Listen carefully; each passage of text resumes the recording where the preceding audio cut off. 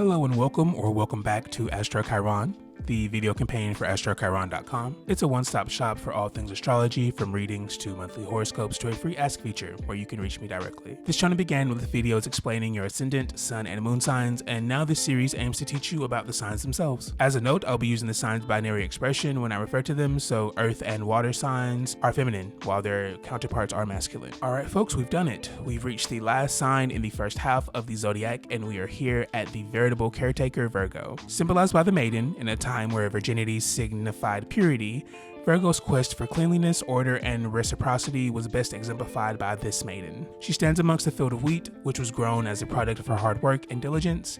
She must now reap what she sowed, as it's her job to end this season by gathering, reshuffling, and distributing. Virgo's constellation holds Libra scales, making her the executor of the law and the bringer of peace. She's the lady who walks into the room, whose presence reminds you to straighten up and act correctly. Overall, Virgoans are very helpful. They love to be of service, always putting the betterment of those around them before their own comfort. Perhaps this is why they're so earnest. They're not here to hurt your feelings, but at the same time, they won't mince words to spare them either. In this way, they are so loving. Both Venus and Neptune are at their worst in Virgo, indicating that they know what a lack of love and affection feels like, and they desperately aim for others to feel seen and wanted. Through it all, Virgo is known to be precise. Mercury's work with words is as detailed as it is prolific. Virgo gets the precision, while Gemini gets the volume. And speaking on Mercury, Virgo's ruler, he is the god of communication, financial gain, eloquence, merchants, and thieves. Virgo is the editor, the accountant, the etiquette teacher, the shopkeeper, and the lockpicker. Taking on the more serious aspects of Hermes and embracing the Roman Mercury's more intense demeanor, Virgo is Gemini, but sternly directed. Demeter, her Roman equivalent being Ceres, and her daughter Persephone are often tied to Virgo as well, perfectly representing the maiden standing in a field of wheat. Virgo sits right at the beginning of harvesting season, just as Persephone goes back to the underworld to rest on her throne, and Demeter becomes a hermit, neglecting her work in the world, finally choosing herself. Now for her modality and element. Virgo is the mutable earth sign. Unlike forceful water, Cancer, and maintain fire, Leo, it's a little hard to picture what mutable earth would be like. I picture Virgo not only as a field of wheat, but as a forest. Virgo is every tree, every chipmunk, every sapling, every blade of grass, and every wasp nest. They're also the forest itself. I could make an analogy about not seeing the forest for the trees, but Virgoans out there will understand exactly what I mean. As far as their connection to earth goes, one must only look to their cultivating nature. Virgoan natives plant seeds of ideas in others, while perfecting plans to bear better fruit. Finally, the work they do to provide for themselves and others fits in with Earth's role as a provider. This and their assuring nature are what makes Virgo the most comfortable of the earth signs. To others, I mean. Before we go to the middle ad break, I'll explain Virgo's symbol. It is essentially a lowercase m, with the right prong being replaced by what I can only describe as a doubled over ribbon, like the colorful ribbons that people wear to bring awareness to certain diseases. It looks very similar to Scorpio sign, which is an M whose right prong is a curved point, pointing upward and to the reader's right. There have been theories about why these signs are so similar. One theory suggests that Scorpio has the penetrating appendage, while Virgo has the receptive one. Libra acts as a balance in the middle. I disagree with this take, as Scorpio and Virgo are both feminine, more receptive than penetrative. I've also read that both represent serpents. Virgo's serpent with her head in repose, while Scorpio's is ready to strike, much like a scorpion's tail. While you ponder that, here's the ad break.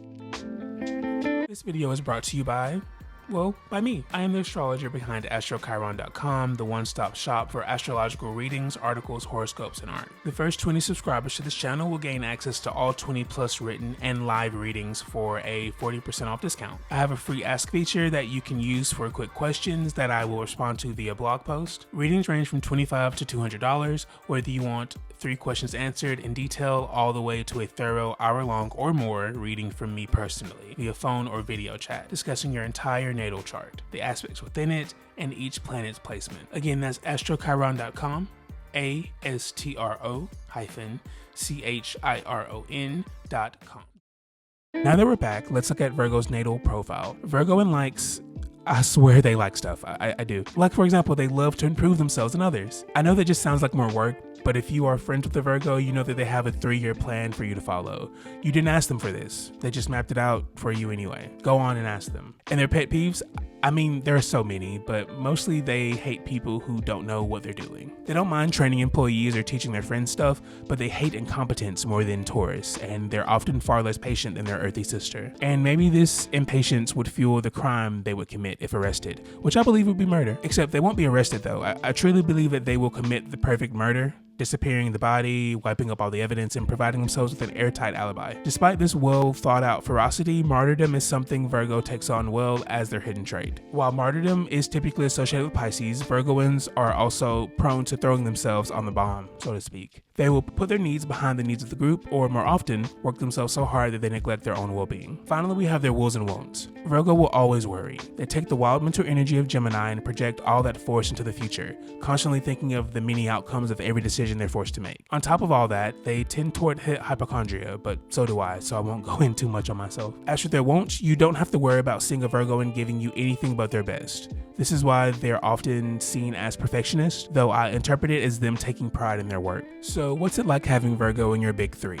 I hear you asking your screen. Please be patient. If you have a Virgo sun, you exude caution and maternal instinct. Much like a Cancer sun, though you have a much more detail-oriented mindset versus an emotionally based one. A Virgo moon native, however, is very emotionally fussy. You have a need to be superior and can be very hard on yourself because of it. Perhaps this is why you see yourself as a hard worker, pouring all that anxious energy into improving yourself. This is a similar expression to a Virgo rising native who handle things with humility and tend to be neat. Your cautious nature may make others calm with your forethought, or perhaps it will irritate others with the accuracy of your anxiety. Okay, I do believe that wraps Virgo up in some nice wax paper, splits her down the middle, and packages her in a nice paper bag. I'm sorry, I really want a sandwich.